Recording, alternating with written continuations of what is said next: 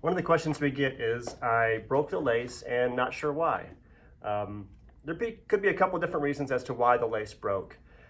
It is a lace. It's a 500-pound Spectra, very strong lace, but it is a lace. So over time it will fray and eventually break.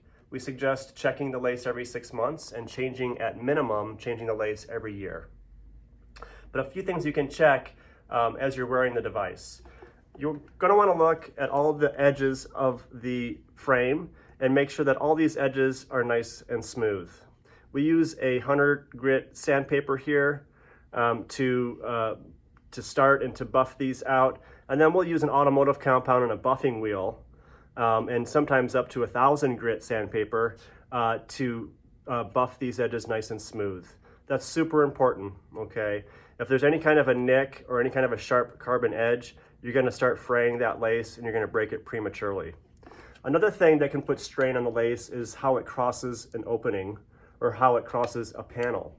So we want to make sure we follow our rules. There's the quarter rule where we divide the panel into quarters and we cross the panel at the top quarter, at the bottom quarter.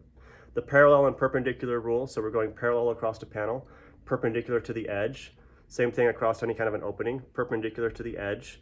We don't want to be going at an angle, because when we're at an angle, that's when we see those really sharp edges and we'll see lace breaking prematurely quite often. So if you're breaking lace a lot, then those are a few things you are going to want to check on a monthly basis to make sure that these edges are nice and smooth and that you're not seeing any kind of fraying occurring throughout the wear time.